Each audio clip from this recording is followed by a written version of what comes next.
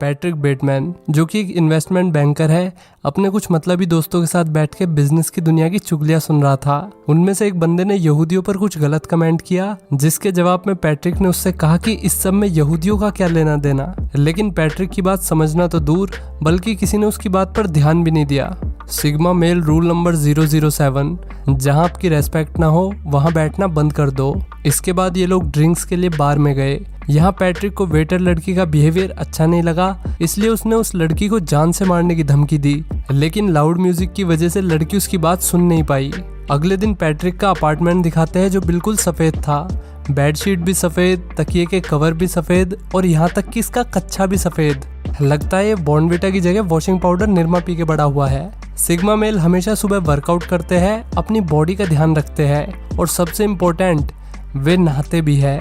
Shampoo ले लिया, body cleaner ले लिया, और चेहरे के लिए जेल ले ली।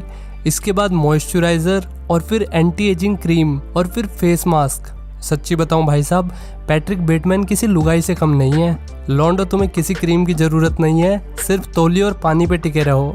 तो ये भाई साहब हनुमान चालीसा सुनते हुए ऑफिस पहुंचा, और फिर इसने अपनी सेक्रेटरी जीन को सारी मीटिंग्स कैंसिल करने के लिए बोल दिया, और साथ ही साथ उसने जीन को छोटे कपड़े पहनने की सलाह दी, ताकि फुल कपड़ों में जो गर्मी अभी जीन को लग रही है वो बाद में पैट्रिक की आंखों को लग सके। इसके बाद ये पैर पे पैर रख के डोरेमोन देखने लगा। ऐसी जॉब के फॉर्म शायद गवर्नमेंट अपने बच्चों के लिए निकालती है। उसी रात पैट्रिक अपनी होने वाली बीवी एवलिन के साथ डिनर पे जा रहा था। एवलिन उससे बात करने की कोशिश कर रही थी, लेकिन पैट्रिक को उससे बात करने में कोई दिलचस्पी नहीं थी। पैट्रिक की फियोन्से का किसी और के साथ चक्कर चल रहा था, और पैट्रिक का भी अपनी फियोन्से की बेस्ट फ्रेंड कोर्टनी के साथ चक्कर चल रहा था। डिनर के बाद पैट्रिक ने मशीन में से पैसे निकाले और एक महिला का पीछा करने लगा। अगली सुबह पैट्रिक अपनी बेडशीट धुलवाने आया, जो खून में सनी हुई थी। दुकान वालों ने बेडशीट लेने से मना कर दिया, लेकिन पैट्रिक को उनकी भाषा समझ नहीं आई, इसलिए वो उन पे चिल्लाने लगा। तभी पैट्रिक की एक दोस्त वहां पर आ गई। उसने पैट्रिक से बेडशीट पे लगे दाग के बारे में पूछा, तो पैट्रिक ने कह दिया कि ये क्रेनबेरी जूस के निशान है। इसके बाद वो अपनी गर्लफ्रेंड कोर्टनी से डिनर पर चलने के लिए पूछता है। कोर्टनी ने उसे मना कर दिया, लेकिन पैट्रिक ने हार नहीं मानी। उसने कोर्टनी से वादा किया कि वो उसे डोर्सिया ले जाएगा। डोर्सिया एक ऐसा होटल था जहां बिल गेट, मार्क जादूगर टाइप लोग आते थे। इसके बाद पैट्रिक ने डोर्सिया में टेबल बुक करने के लिए फोन लगाया, तो दूसरी तरफ से हंसने की आवाज आने लगी। वैसे तो पैट्रिक की आए दिन बेइज्जती होती रहती थी, मगर इतनी तगड़ी बेइज्जती उसकी पहली बार हुई थी। हालांकि वो कोर्टनी को डिनर पर ले गया, और कोर्टनी इतने नशे में थी कि उसे लगा वो डोर्सिया में डिनर कर रही है। अगले दिन कोर्टनी के फियोन्से ल्यूक ने पैट्रिक से कहा कि आखिर तुम्हें डोर्सिया में टेबल कैसे मिल गई। पैट्रिक भी लाइक, जलवा है हमारा। इसके बाद ल्यूक उसके सूट की तारीफ करने लगा, और जैसे ही उसने पैट्रिक का सूट टच किया, वैसे ही पैट्रिक ने उसे धमका दिया। उसे पसंद नहीं कि कोई उसकी इजाजत के बिना उसे टच करे। फिर यहाँ पर पॉल एलन आ गया, जिसने पैट्रिक को मार्कस समझ लिया। मार्कस भी यहीं पर काम करता था। पैट्रिक ने एलन को करेक्ट नहीं किया, और मार्कस ही बना रहा। इसके बाद पैट्रिक ने बड़ी शान से अपना बिजनेस कार्ड दिखाया, लेकिन उसके साथियों ने उसके कार्ड की ज्यादा तारीफ नहीं करी, बल्कि वे लोग उसे अपना अपना कार्ड दिखाने लगे, जो वाकई में पैट्रिक के कार्ड से बढ़िया थे। ये देखकर पैट्रिक की हालत खराब होने लगी।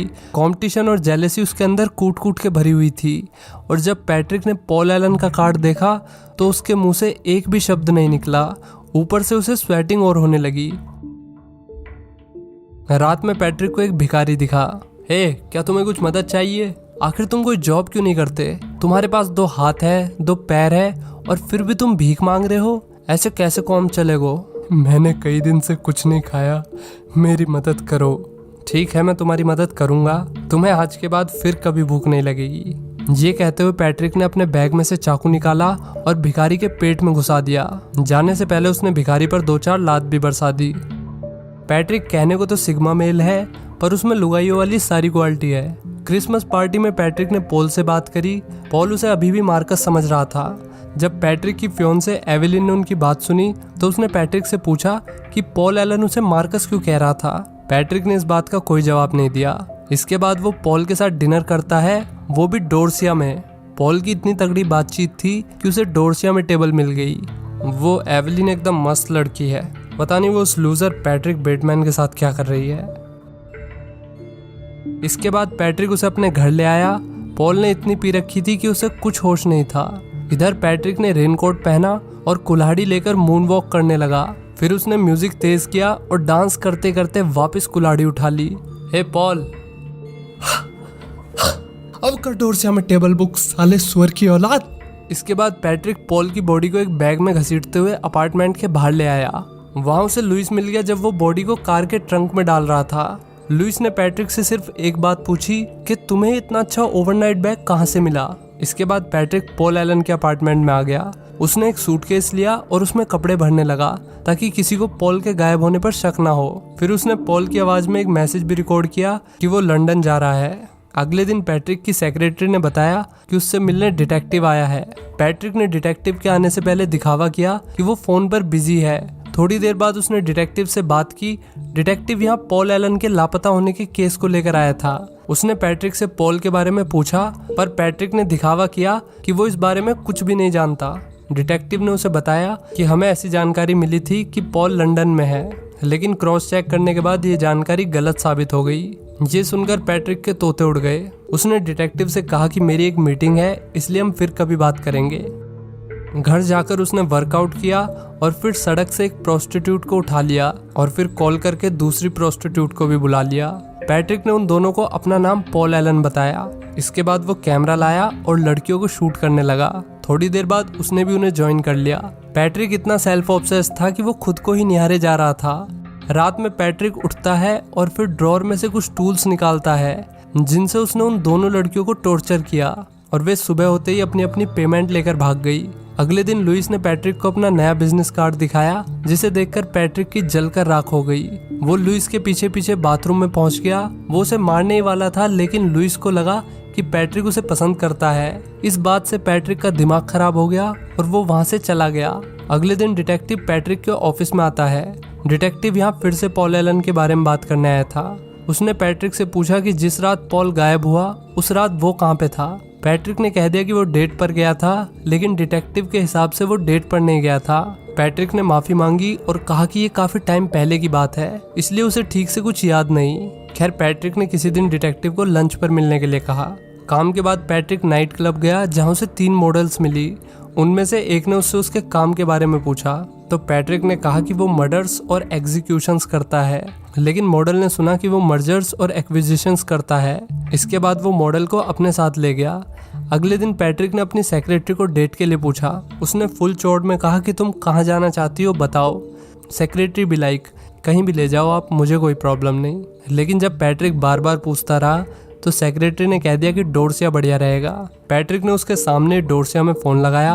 हालांकि डोरसिया वालों ने हंस के फ़ोन काट दिया, लेकिन पैट्रिक ने ऐसा दिखाया कि जैसे उसे डोरसिया में टेबल मिल गई हो। रात में पैट्रिक अपनी सेक्रेटरी जीन को अपने अपार्टमेंट में ले आया। उसने एक नेल गन उठा ली और जीन के पीछे एक नेल गन लेकर खड़ा हो गया। इससे पहले वो उसे शूट करता, आंसरिंग मशीन पे पैट्रिक की फियोंसे एवलिन का मैसेज प्ले हो गया।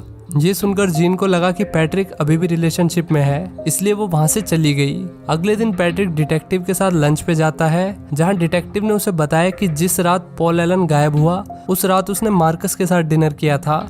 ऑब्वियसली मार्कस, जिसकी बात डिटेक्टिव कर रहा है, वो पैट्रिक ही था। इसलिए ये सुनकर वो थोड़ा हिचकिचाया, लेकिन जब डिटेक्टिव ने उसे बताया कि अब वो इस केस में सस्पेक्ट नहीं है, तो पैट्रिक ने चैन की सांस ली। रात में पैट्रिक ने फिर उसी प्रोस्टिट्यूट को चलने के लिए पूछा जिसे उसने पिछली बार टॉर्चर किया था।